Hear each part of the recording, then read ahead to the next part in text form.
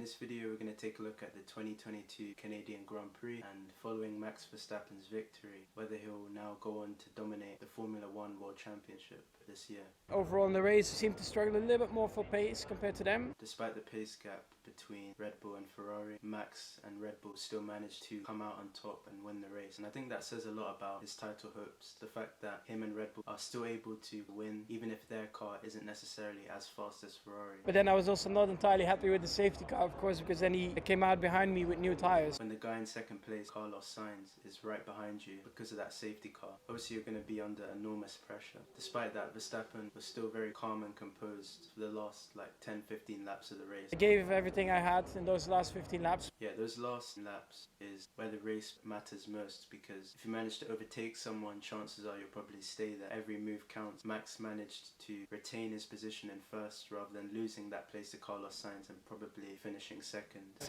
mixed feelings because P1 was very close today and I was, for the first time this year, I think the fastest man on track. We were 2-3 tenths quicker the whole race. Yeah, Ferrari have a lot of pace. They're probably the quickest car on the grid, but even still, Carlos Sainz was unable to get the better of Max Verstappen. Pushing absolute limit to try and put some pressure on Max and make him force into a mistake. The thing about Verstappen though is even when his rivals do try to force him into a mistake, he still remains really cool and collected, as he did in the Canadian Grand Prix, and he managed to get that victory despite other people trying to put pressure. Honestly, one of the best feelings of the year to be back, especially in Montreal where I got my first win 15 years ago. To be back up there, to feel the atmosphere and feel the crowd was pretty special. Lewis got his first win in Canada in I think 2007, so for him to be back up on the podium is obviously special. It's essentially where his F1 career all started in terms of the success. Lewis, one of the best Formula 1 drivers in the history of the sport, and yet even he now currently is unable to really fully challenge Verstappen. Obviously last season he was, but this season with his car obviously being not as good as it was last season and the Red Bull car being a lot better, things have sort of changed. We expected to be able to slice through the Alpines and the Hasses, but we were a bit concerned about Checo and Charles coming through. In our pre-race strategy meetings we had them finishing well ahead of us. I think that says a lot about the current dominance of Red Bull, the fact that Mercedes, 8-time world champions, were extremely cautious of the likes of the Red Bulls and the Ferraris, and yet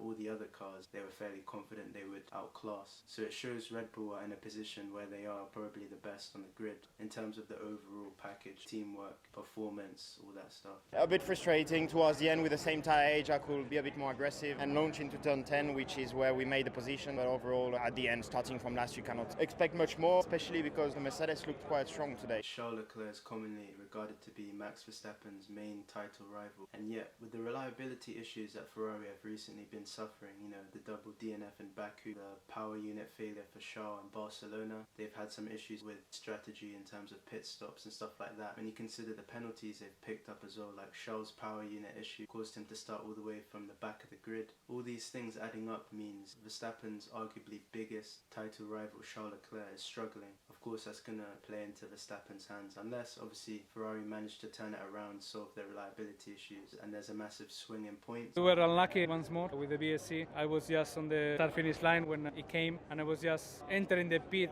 when it ended, so we decided to stay out, so that was a little bit unlucky there. Funnily enough, Fernando Alonso in the Alpine qualified P2 in the race, right behind Max Verstappen, but obviously the Alpine has nowhere near the same pace as the Red Bull. The Red Bull's much faster. When the person next to him is in a car that's obviously much worse, going into that race you're going to feel a lot more confident because the people like Charles Leclerc starting from the back, people like Checo obviously had a bit of an issue in qualifying where he went into the wall. Again, as I said, it's all playing into Max's hands. For me personally, if I were to say who I want to win the championship, I'd say Checo, one of my favourite drivers on the grid. Maybe he could win it, you never know, but right now it is looking like Max is the most likely to win. We were just not really quick today. We were just struggling for some pace, and then we had to manage a few issues as well. Not being able to fully push and attack put us too far out of the battle for the points. Daniel Ricciardo obviously used to be teammates with Max Verstappen at Red Bull, but then obviously he left, went to Renault, then eventually McLaren. But the fact that he was once in the same team as him, he's in that McLaren and he's been nowhere near the level he was at Red Bull. It just kind of shows how he's sort of regressed and Verstappen has gotten better. We're just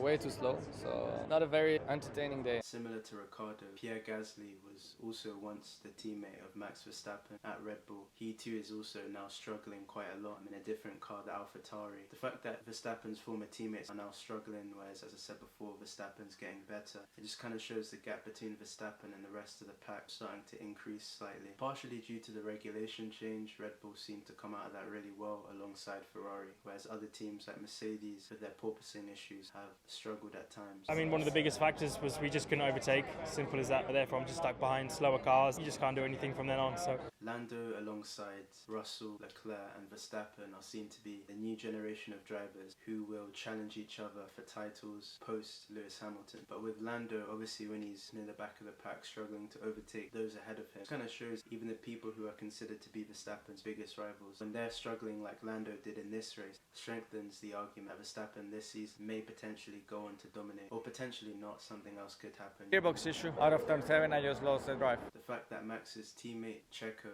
is struggling with mechanical issues and stuff like that shows even someone who's racing against him in the same car is struggling to finish ahead of him. I know Checo won Monaco, which was a massive thing to do. A lot of people are saying he's in the championship as much as Max is, which is fair enough, probably true because, as I said, they're in the same car and Checo is obviously a fantastic driver, but I still feel like Verstappen has that little bit more, even though they're obviously in the same car.